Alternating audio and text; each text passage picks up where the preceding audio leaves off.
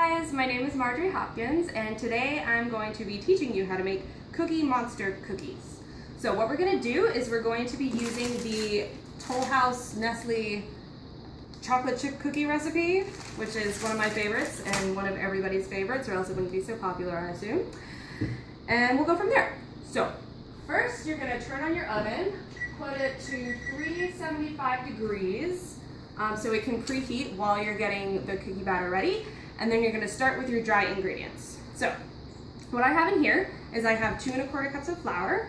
I have 1 teaspoon of baking soda, not baking powder. Remember that because I didn't. And then 1 teaspoon of salt. And just mix it all together, make sure it's all nice and even in there, and put it aside because it's going to go in your dry ingredients later.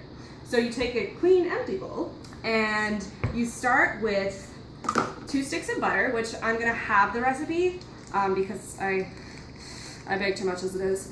I'm going to have the recipe, so I'm only putting in 1 stick of butter. And then you're going to move on to your sugar. You need both white sugar and brown sugar for this. So here's the brown sugar. That would be 3/4 cups for you if you're making a full batch. And the white sugar, which would also be 3/4 cups, which makes it really easy to remember, which is what I love. Oh God.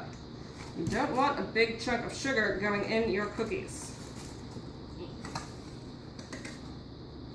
It's gonna go in there anyways, whatever. So, after you do your sugar, you're gonna take your vanilla. You're gonna do 1 teaspoon of vanilla, which I'm gonna do half a teaspoon because I'm still having it. And then you're going to mix that all together. Now what I do is I usually use a hand mixer. It's a nifty little thing. It has like the electronics and the little spinny things. But if you don't have a hand mixer, never fear, because I used to teach kids and they did not have any hand mixers. So what I let them do was I let them mush it together with their hands, which is not the most hygienic thing in the world, but they loved it. So if you don't have a hand mixer, either use a spatula or mush it all together with your hands. Just make sure it's thoroughly mixed before you add in this little guy. So you're gonna add in 2 eggs, and I'm only adding in 1 because again, having the recipe. Washing hands. And after the eggs, you're gonna mix it in. Now, if you're using 2 eggs, you have to mix them each individually so the batter fluffs up a little bit. That's why they tell you to put 1 in, mix it, and then put the other one in because they want the batter to be as fluffy as possible. So once you do that, you're gonna just take your dry ingredients. You're gonna mix them in very gradually. So if you're using a hand mixer, that means sprinkling it in while the hand mixer is running. If you're using your hands, it's the same thing except with your hands. So once you have this all mixed in and you scrape down the sides, there's no more flour left, you're going to add in your chocolate chips. Now if you're using a whole recipe method, then you're gonna add in 2 cups of chocolate chips. And if you're having the recipe like I am, you're using 1. So make sure that's all mixed in. I do it for you, but we are running out of time. And put it in the oven at 375 degrees for 9 to 11 minutes. I like to leave it in there a little longer so the cookies, get browner, more brown. So the cookies get more brown, which makes them easier to decorate. And also I put these in the freezer for a little bit just to make sure they wouldn't come apart, but that's because we're running low on time. So this is what they came out looking as. They look a little brown, but they're delicious, trust me. I have been eating these all day. So, in order to make the cookie monsters from these cookies, oh, I should mention, you want to, before you roll out the cookies and put them in, you want to make big ones and you want to make little ones because Cookie Monster is going to be eating one of the tiny cookies. Just keep that in mind as you're baking. So, moving on, to make the actual Cookie Monsters, what you're going to need is you're going to need white candy discs like these, chocolate chips, which I'm sure you already have, and you're going to need this mixture of powdered sugar, vanilla, butter, and milk.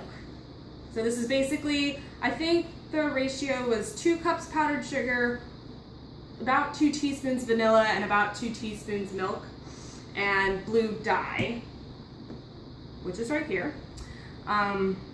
So what I used for this was it's kind of a paste dye, which gets it really mixed in well and darker than normal, but regular food coloring works too. You can make Cookie Monster whatever shade of blue you want. So for the actual decorating, what we're gonna do is we're gonna take this guy. I use this thing just because I like how it makes Cookie Monster's hair all scraggly, but if you don't have one of these. You can always use a bag, like a regular sandwich bag, and cut off the tip and just spread it on that way, or you can poke holes in it with a toothpick, which is also really fun because his fur gets everywhere. It's really cool. Okay, so what you're gonna do is you're gonna squeeze it on here like this. What? Oh, hello oven. The oven is preheated, yay. So what I like to do is I just kind of go insane with it, make sure it gets everywhere. You want it to be completely covered, obviously, because it's Cookie Monster and he does love his cookies so much that he doesn't have time to brush his fur, apparently. All right, so now we're gonna take the discs. You take each disc, you're gonna need 2 for this guy. You're gonna take each one. You're gonna need 2 that aren't stuck together. No. Okay, I'm not gonna try with that.